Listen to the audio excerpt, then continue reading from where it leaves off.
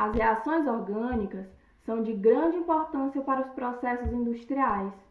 A partir dessas reações, pode-se transformar óleos em gorduras através da hidrogenação. Além disso, também pode-se produzir etanol a partir da cana-de-açúcar. O etileno, que gera polímeros como polietileno, usado para a produção de plásticos, é gerado a partir de reações de eliminação em alcanos do petróleo, do álcool da cana e do gás natural. Por esse motivo, o tema da nossa videoaula será Reações Orgânicas de Eliminação. Eu me chamo Ianca Batista Morim, sou da turma de 2017 do curso de Ciências Naturais da Universidade Federal do Maranhão, no campus de São Bernardo. Então, como o próprio nome já diz, as reações de eliminação são os tipos de reações orgânicas que eliminam átomos ou grupo de átomos da molécula orgânica. Como podemos perceber, elas representam o caminho inverso das reações de adição. Se vocês já estudaram as reações de adição, vocês puderam perceber que nelas os átomos eles são adicionados à molécula orgânica. Já aqui nas reações de eliminação, esses átomos eles são eliminados da molécula orgânica. E com a eliminação desses átomos, cria-se ligações duplas ou triplas. Ou também a cadeia ela se fecha, formando cadeias cíclicas ou anéis.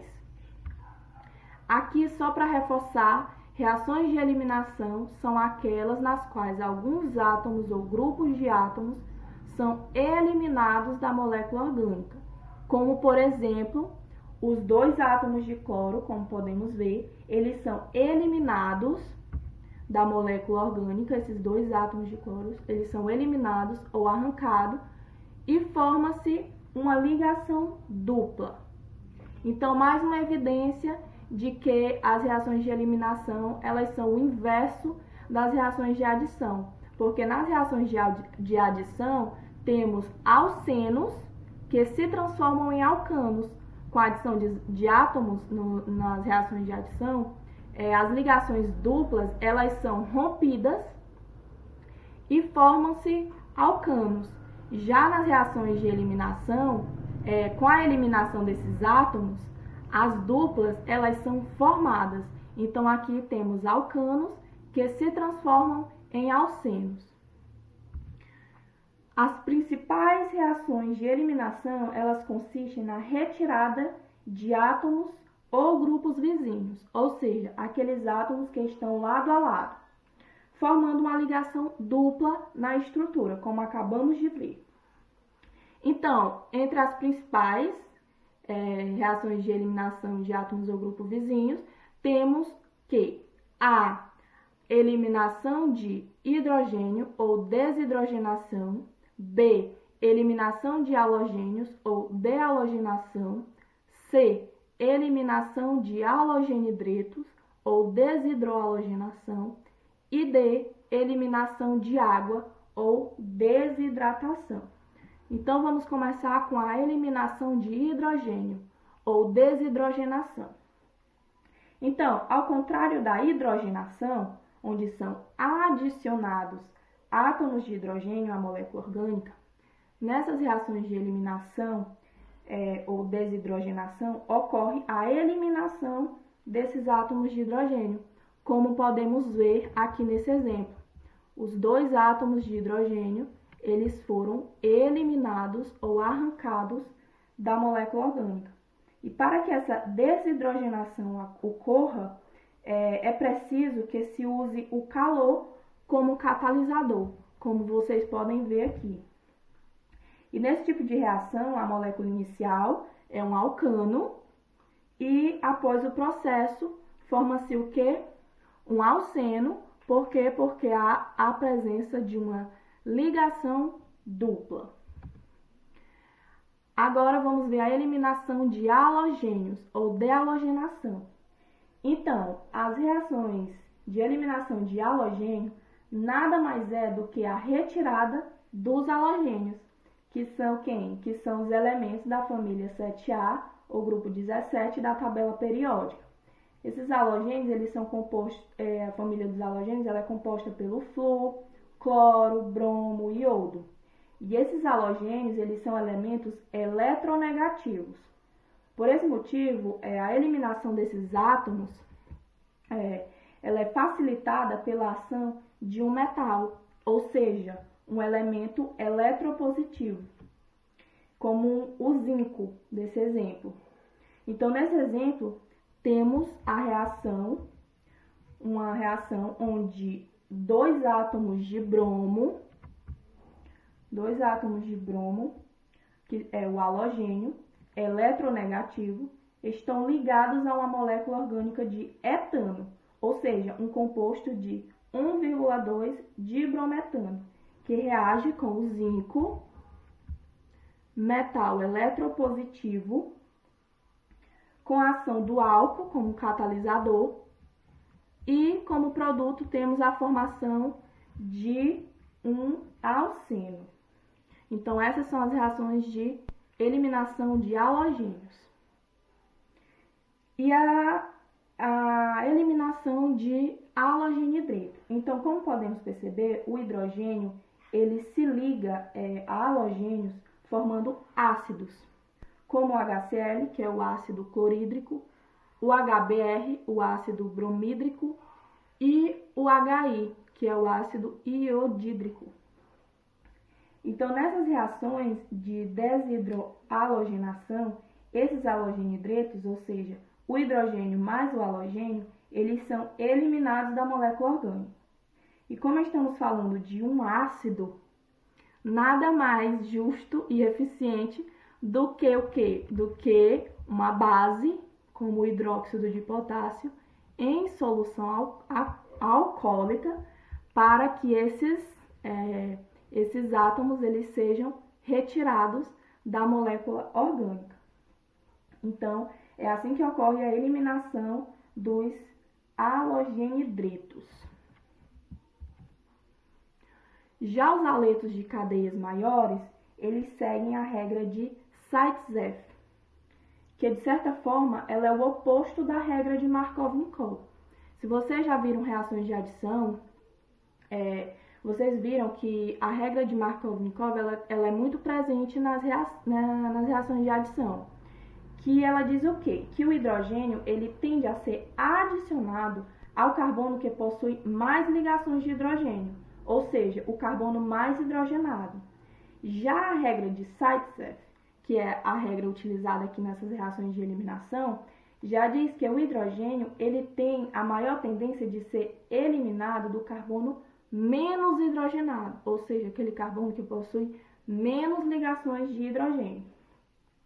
E aqui vemos duas possibilidades de eliminação.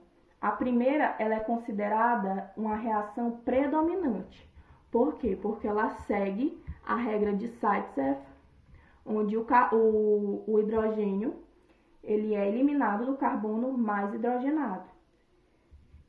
Já a segunda, o hidrogênio ele não é eliminado do carbono menos hidrogenado, ou ele é eliminado do carbono mais hidrogenado. Por esse motivo, ela é uma reação secundária, que não é muito comum de acontecer comparada com a outra. Agora vamos falar da competição entre substituição e eliminação.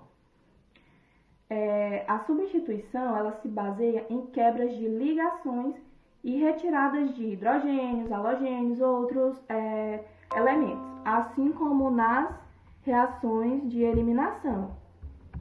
Porém, tem algumas diferenças. Como podemos verificar nesse exemplo, a eliminação, que é essa reação acima, ela ocorre, ou seja, ela é facilitada com o uso de bases fortes, como, por exemplo, aqui a base utilizada, que é o hidróxido de potássio, o KOH, em solução alcoólica, formando o que? Um alceno. Já na reação de substituição, para que seja formado um álcool, essa reação ela é facilitada com o uso de bases fracas, como o hidróxido de prata. Porém, ela também utiliza bases fortes, como o hidróxido de potássio, só que essas bases fortes têm que estar em solução aquosa diluída. Agora vamos ver a eliminação de água ou desidratação. Então, nas reações de desidratação, ocorre a eliminação da molécula de água da molécula orgânica, como podemos ver. E essa reação ela é de grande importância para a economia. Vocês lembram que eu falei lá no início, na produção do etanol? Pois é, o etanol ele produz o etileno, que é de onde vem o polietileno, usado para a produção de plásticos. Uma produção muito importante para a indústria química, porque do plástico pode-se fazer vários outros objetos. Então, aqui com a eliminação da molécula de água, do álcool no caso, forma-se um alceno com um catalisador de ácido sulfúrico a uma temperatura de 170 graus Celsius. Os álcools de cadeias maiores, eles também obedecem à regra de Zaitsev, igual às cadeias de halogênios. Então, o que acontece? Como eu já falei, né? É onde o hidrogênio ele tem de ser eliminado do carbono menos hidrogenado. Aqui temos a reação predominante, que sempre produz um alceno mais ramificado, e aqui uma reação secundária. Desidratação dos álcoois.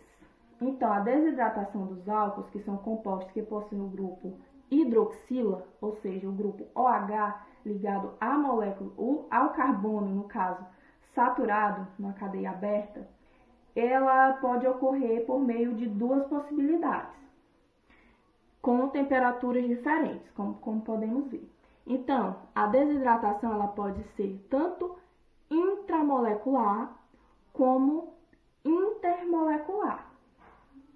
Na desidratação intramolecular, a reação ela ocorre dentro da molécula do álcool, ou seja, a molécula da água sai, é eliminada da molécula do álcool, formando um alceno. E como podemos ver no exemplo, essa reação ela ocorre apenas na presença do ácido sulfúrico concentrado, como catalisador desidratante para que a reação ocorra, e a uma temperatura em torno de 170 graus Celsius. Já na desidratação intermolecular, que ocorre entre duas moléculas de álcool, essa reação produz um éter. E como podemos ver, essa reação também utiliza o ácido sulfúrico, porém a uma temperatura menor, de 140 graus Celsius. Então, essa é a desidratação intramolecular e desidratação intermolecular dos álcoois. Agora vamos para a desidratação dos ácidos carboxílicos. Então, diferente dos álcoois, que usam somente o ácido sulfúrico, os ácidos carboxílicos eles podem ocorrer com a utilização de diferentes desidratantes. Além do ácido sulfúrico, que também é utilizado, também tem o ácido fosfórico e o pentóxido de fósforo. Mas sempre a uma temperatura de 140 graus Celsius. Então, uma molécula de ácido carboxílico, ele perde o grupo hidroxila, ou seja, o OH de sua carboxila, e a outra perde o H no caso, o hidrogênio, de sua molécula OH. Não sei se deu para vocês entenderem muito bem, da carboxila, resultando em uma molécula de água. E em seguida, o carbono que perdeu o grupo hidroxila, o OH, une-se ao oxigênio, como podemos ver, que perdeu o hidrogênio, formando assim um anidrido, como no exemplo. Então, para que o carbono ele complete sua tetravalência, os dois carbonos, no caso, eles se ligam ao oxigênio, porque um perdeu o HA e o outro perdeu o OH. Aqui abaixo nós podemos ver que apenas o ácido fórmico não dá anidro. Por quê? Porque o seu produto é apenas um monóxido de carbono e água, embora eles aconteçam na mesma, a reação ocorra nas mesmas condições. E os diácidos podem formar anídridos cíclicos. Como podemos ver, os ácidos carboxílicos, os diácidos no caso, eles possuem duas carboxilas. São ácidos de duas carboxilas e eles formam um anídrido cíclico. Mas como que isso ocorre? Isso ocorre porque ocorre uma desidratação intramolecular, ou seja, dentro da molécula de OH.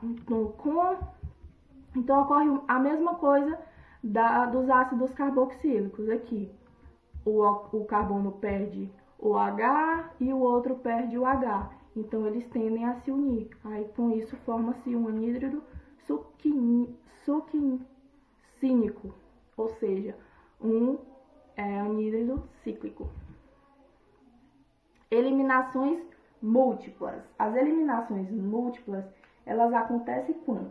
Quando ocorre a eliminação de duas vezes na mesma molécula. Então, ocorre duas eliminações na mesma molécula. E nesse caso, pode ocorrer a formação de duas ligações duplas ou uma ligação tripla, como podemos ver neste exemplo. Aqui uma ligação tripla e aqui duas ligações duplas. E a eliminação de átomos ou grupos afastados. Então, até agora nós vimos a eliminação de átomos ou grupos vizinhos. Aqui podemos ver a eliminação de átomos ou grupos afastados. Então, com a eliminação dos dois átomos de bromo, essa cadeia ela tende a se fechar para que o carbono ele complete a sua tetravalência. Então, com a saída dos bromos, aqui temos uma cadeia fechada, formando um composto cíclico. Então, pessoal, espero que vocês tenham compreendido o assunto de reações de eliminação. Aqui temos as referências para esse vídeo, para essa aula. Então, foram utilizados o livro de Química, volume 3 de Química Orgânica, do Ricardo Feltri, a 7ª edição. Tchauzinho e até a próxima!